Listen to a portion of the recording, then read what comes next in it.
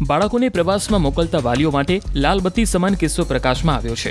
સાસણ ગીરના ખાનગી રિસોર્ટના સ્વિમિંગ પુલમાં ડૂબી જવાથી એક વિદ્યાર્થીનું મૃત્યુ નિપજતા પરિવારજનોના માથે આબ ફાટી પડ્યું હતું। ઉલ્લેખનીય છે કે રાજકોટની નવયુગ સ્કૂલમાંથી સાસણ ગીરમાં પ્રવાસનું આયોજન હતું, જ્યાં ગીર ગેટવે નામના રિસોર્ટમાં આવેલા સ્વિમિંગ પુલમાં ડૂબી જવાથી એક બાળકનું મૃત્યુ નિપજ્યું। બપોરના સમયે અન્ય વિદ્યાર્થીઓ અને શિક્ષકો જમવા બેસતા હતા ત્યારે આ ઘટના બની।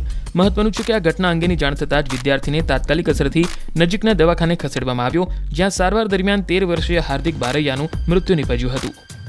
શ્રી નવયુગ સ્કૂલમાંથી અમે પ્રવાસ લઈને વન ડેના પ્રવાસમાં નીકળેલા હતા, જેમાં રિસોર્ટની અંદર લગભગ 12-12:30ની આસપાસ જમવાનો પ્રોગ્રામ રાખેલો હતો, જેથી રસોઈ તૈયાર ન થયેલી હોય અને અડધા વિદ્યાર્થીને જમાડતા હોય તે સમય દરમિયાન શિક્ષકો તેમાં વ્યસ્ત હતા અને અડધા શિક્ષકો બીજા વિદ્યાર્થીઓની સાવચેતી રાખતા હતા।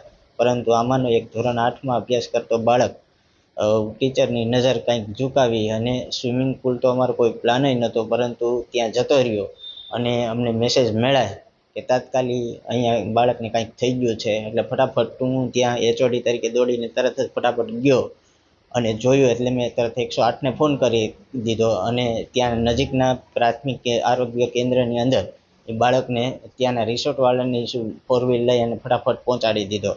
તાત્કાલિક ત્યાંથી હજી 108 ન આવી, પરંતુ 108નો ફોન આવ્યો કઈ જગ્યાએ હજી એડ્રેસ પૂછતા હતા, ત્યાં તે સમયે તાત્કાલિક પ્રાથમિક આરોગ્ય કેન્દ્રમાંથી અમને કીધું કે આને થોડું ગંભીર છે, એટલા માટે થઈને તમે તાલાળા લઈ જાઓ।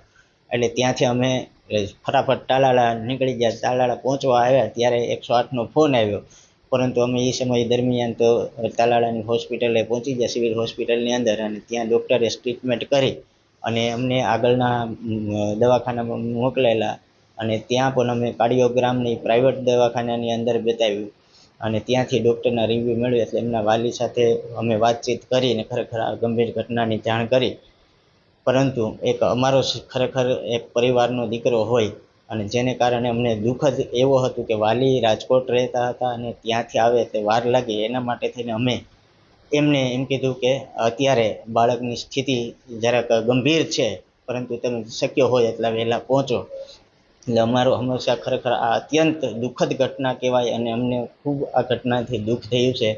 રાજકોટની નવયુગ સ્કૂલના બાળકોને સ્કૂલ પ્રવાસે સાસણ અને સોમનાથ ગઈકાલે વિદ્યાર્થીઓને લઈ ગયા હતા અને સાસણમાં સ્વિમિંગ પુલમાં 13 વર્ષના ધોરણ 8ના વિદ્યાર્થીનું સ્વિમિંગ પુલમાં ડૂબી જવાથી જે દુઃખદ મોત થવાનો જે કિસ્સો સામે આવ્યો, ક્યાંક ને ક્યાંક શિક્ષણ જગત માટે અને સમાજ માટે ચિંતાનો વિષય છે।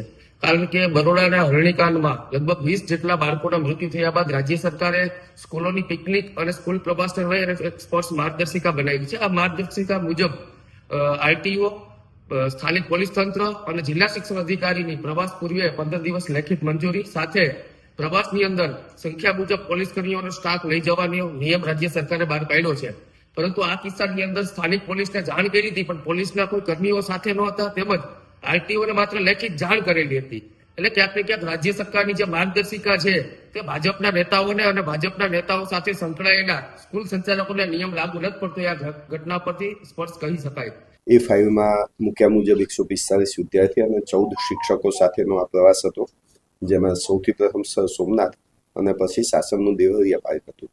એક દિવસનો પ્રવાસ હતો અને સંચાલક સાથે જ્યારે ત્યાં પ્રાથમિક તપાસ સાથે પૂછપરછ કરી હતી, ત્યારે સંચાલકના જણાવ્યા અનુસાર એ લોકો જમવા માટે સાસણ ખાતેના એક રિસોર્ટમાં રોકાયા હતા અને જ્યાં કેટલાક વિદ્યાર્થીઓ નાહવા માટે, જેમાં નાહવાનું કોઈ આયોજન નહોતું, છતાં પણ કેટલાક વિદ્યાર્થીઓ નાહવા માટે સ્વિમિંગ પુલમાં પડ્યા હતા અને એમાં એક વિદ્યાર્થીનું ડૂબી અને દુઃખદ અવસાન થયું છે। આ બાબતે દુઃખની લાગણી વ્યક્ત કરું છું।